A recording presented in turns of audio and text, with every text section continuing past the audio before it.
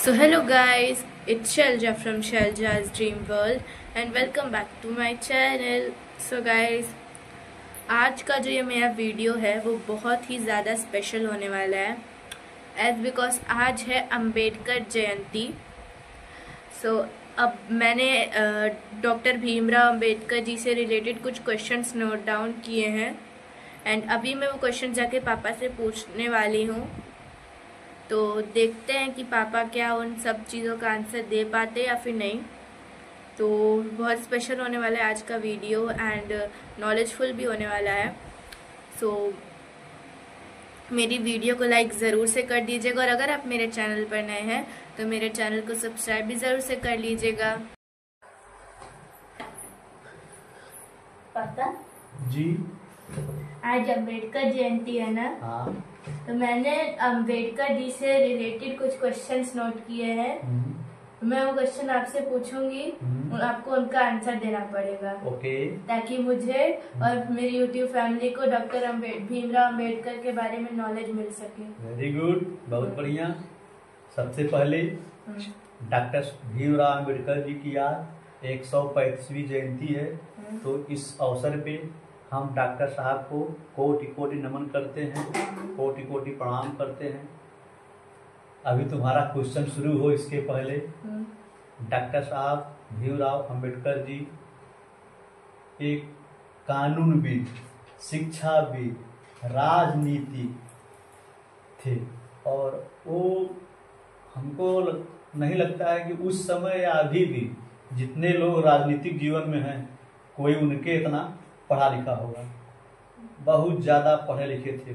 हर चीज़ में 2-2, 3-3 विषय में PhD किए, MA किए, MSc किए हैं, BA किए हैं। वो हमारे देश के सबसे पढ़े लिखे नेताओं में से एक थे। विधिवेत्ता थे, अर्थशास्त्री थे, राजनीतिज्ञ थे, प्रोफेसर थे, दार्शनिक थे, लेखक थे, मानव विज्ञानी थे, धर्मशास्त्री थे, इतिहासविद थे, संपादक थे। वो कई तो पत्रिका भी निकालते थे। तो ऐसे महापुरुष का आज जयंती है। मैं पुनः डॉक्टर भीमराव अंबेडकर को एक बार फिर कोटि कोटि नमन करता हूं। अब आप अपना क्वेश्चन शुरू करिए। उनका जन्म कब हुआ था? डॉक्टर भीमराव अंबेडकर जी का जन्म 14 अप्रैल 1891 ईस्वी में हुआ था, यानी 14 अप्रैल 1891। ओके, समझ में आया? हाँ। उनका जन्म कहाँ हुआ था? डॉक्टर साहब का जन्म मध्य प्रदेश में स्थित महू नगर में वो छावनी था, वहाँ हुआ था। छावनी गांव का नाम? हाँ, महू गांव का नाम था। उनके बचपन का नाम यानी कि निकनेम क्या था? डॉक्टर भीमराव अंबेडकर के बचपन का नाम भीवा भीम था। ये उनके बचपन का नाम था। उनकी मम्मी का नाम क्या था? डॉक्टर साहब की मम्मी का नाम भीमाबाई था। भीमाबाई। हाँ। उनके पापा का नाम क्या था? डॉक्टर साहब के पापा का नाम राम जी मालो जी सकपाल था। सकपाल। हाँ, राम जी मालो जी सकपाल। ये डॉक्टर साहब के पिताजी का नाम। जब उनके पापा का सरनेम सकपाल था तो उनका अंबेडकर कैसे है? डॉक्टर साहब के जब पापा उनके नाम लिखवाने ले गए स्कूल में तो उनका नाम लिखवाए भीमराव आम्बेडकर। आम्बेडकर क्यों कि आम्बेडकर उनके गांव का नाम था।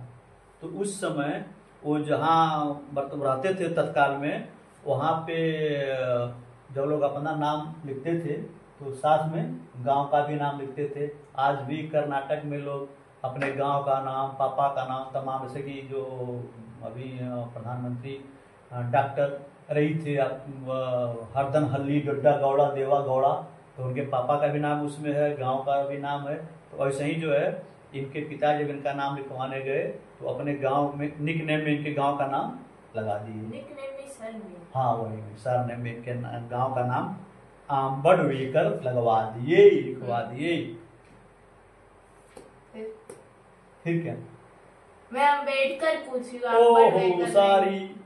तो ये जो है जब आगे पढ़ाई किए तो इनके गुरु जी थे, वो इनसे बहुत प्यार करते थे। तो चूंकि थोड़ा सा था चढ़ा नाम था आम्बेडकर, तो गुरु जी का नाम जो था वो था कृष्णा केशव आम्बेडकर। तो गुरु जी ने अपना उपनाम इनके नाम में जोड़ दिया सरल करने के लिए, तब से इनको डॉक्टर आम्बेडकर के नाम से ही जाना जाता है। आज भी इनका पूरा नाम कोई नहीं जानता है, सब लोग खाली बाबा साहब आम्बेडकर कहते हैं। इनका पूरा नाम है डॉक्टर भीमराव बाबा साहब आम्बेडकर, सब लोग खाली बाबा साहब आम्बेडकर कहते हैं। पापा उनकी वाइफ का नाम क्या था? डॉक्टर साहब की देखो उनकी 2 शादियां हुई थी। पहली शादी हुई थी 1906 में, 1906 में, और वो उनका नाम था रमाबाई आम्बेडकर। तो उनकी मृत्यु 1935 में हो गया। तो फिर डॉक्टर साहब ने अपनी सेकेंड शादी 1948 में की, उनका नाम था डॉक्टर सविता आम्बेडकर, और वो भी 2003 में एक्सपायर कर गई, 2003 में एक्सपायर की। उनके पर्सनल लाइब्रेरी में कितनी बुक्स थी?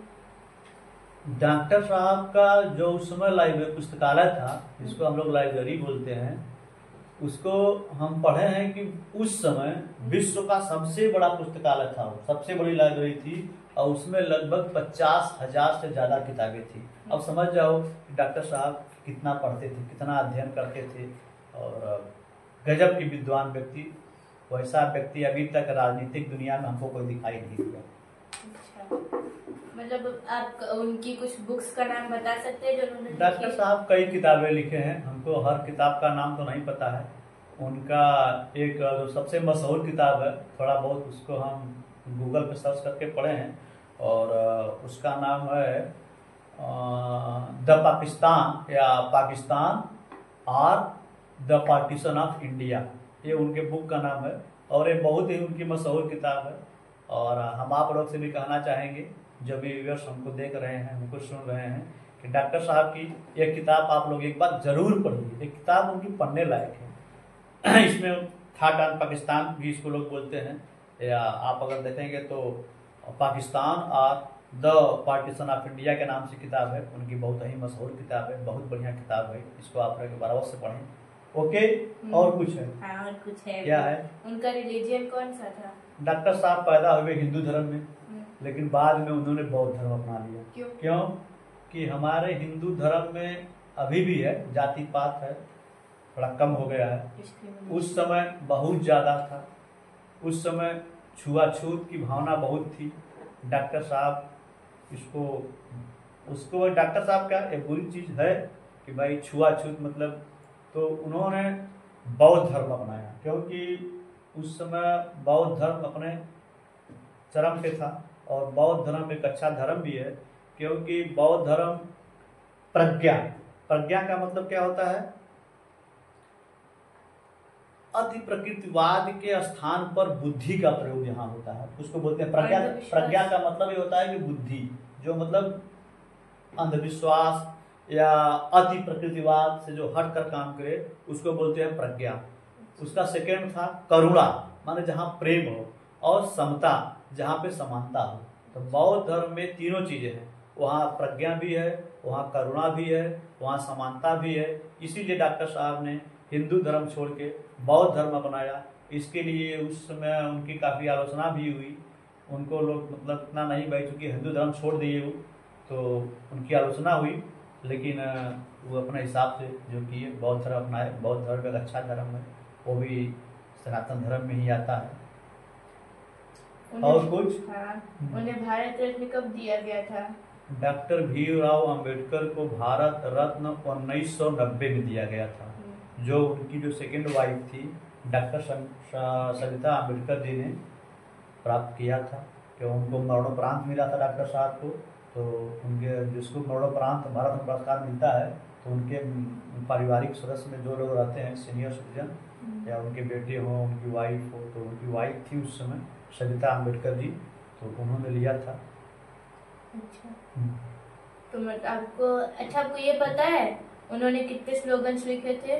डॉक्टर साहब का स्लोगन शायद उनका 3 नारा था, तीनों हमको याद आ नहीं रहा है, तीनों नारा उनका क्या क्या था? मुझे पता है। क्या है बताओ। देखिए एक ही याद है। शिक्षित बनो, शिक्षित बनो, संघर्ष करो, संघर्ष करो, तीसरा अलग था, संगठित रहो। मुझे भी याद आ गया। ये डॉक्टर साहब का 3 हम लोग नारा बोलते हैं, तुम क्या बोली? स्लोगन। अब डॉक्टर साहब का 3 मशहूर नारा था, शिक्षित बनो, संघर्ष करो और संगठित रहो। ये उनका स्लोगन है, मशहूर स्लोगन है, 3 चीज। हाँ। और उन्हें आउट ऑफ इंडिया किसने भेजा था?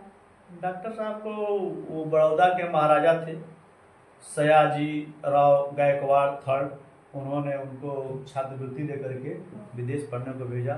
और उन्होंने काफ़ी शिक्षा हमको, जो हमको पता है, जो हमको मालूम है कि वो मतलब BA करने के बाद, स्नातक करने के बाद उनकी काफ़ी शिक्षा विदेश में ही हुई।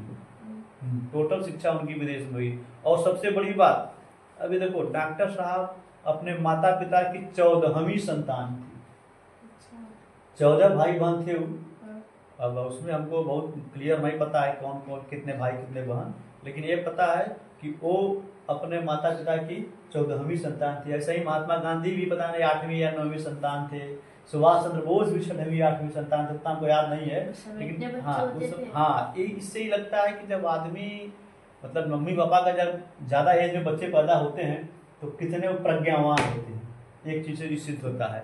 ये बोस भी थे, सुभाष चंद्र बोस जी भी थे, गांधी जी भी थे और डॉक्टर अम्बेडकर भी थे। 14वीं संतान थे, समझ जाओ। और कोई क्वेश्चन है? हाँ। सब बाबा क्वेश्चन हो गया? नहीं एक क्वेश्चन बाकी है। क्या है? कॉन्स्टिट्यूशन बनाने में उनका क्या योगदान था? ओहो, ये तो मैं भूल ही गया। डॉक्टर साहब जब संविधान सभा हमारे यहाँ निर्माण बना तो डॉक्टर साहब उसमें एक ड्राफ्टिंग कमेटी बनी। संविधान सभा में तो काफ़ी मेंबर थे, लेकिन ड्राफ्टिंग कमेटी में कम मेंबर थे, उसका इनको चेयरमैन बनाया गया। और सबसे बड़ी बात है कि ये आज़ाद भारत के प्रथम कानून मंत्री भी थे, ये भी मैं तुमको बताना भूल गया। ये आज़ाद भारत के प्रथम कानून मंत्री थे, क्योंकि बहुत बड़े कानून के जानकार थे। इन्होंने जो है LLB भी किया था, इन्होंने जो है उसको बोलते हैं बैरिस्टर इन लॉ, उसमें होता था, अब तो खाली LLB होता है, वो भी किया था। तो इन्होंने काफ़ी कुछ ज्ञान प्राप्त किया था। और हमको जहाँ तक नॉलेज है कि डॉक्टर साहब जब संविधान बनाए तो उस समय 60 देशों के संविधानों का अध्ययन किए। और समझ जाओ कितना मतलब डॉक्टर साहब अध्ययन करते थे, कितना पढ़ते थे। जो हमको मालूम है कि 60 देशों का इन्होंने अध्ययन किया, 60 देशों के संविधान का, सबका संविधान अध्ययन किया। और उसमें से जो भी अच्छी चीजें थी उनको इन्होंने ग्रहण की और उसमें उसको लिया और अपना संविधान बनाया। तो हमारा जो संविधान सभा की जो प्रारूप कमेटी थी उसके चेयरमैन थे, और इन्हीं के देख रेख में या इन्हीं ने ही पूरा संविधान ही लिखा है।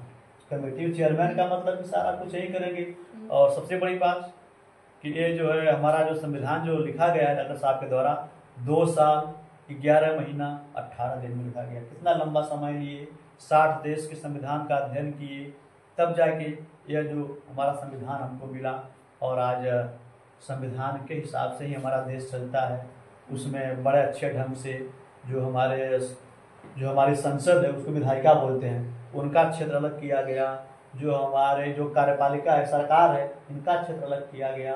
जो न्यायपालिका है, माने विधायिका, कार्यपालिका, न्यायपालिका, तीनों लोगों का डॉक्टर साहब ने अलग अलग कर दिया कि नहीं, आपका कार्य क्षेत्र, आपका कर्तव्य इतना ही है।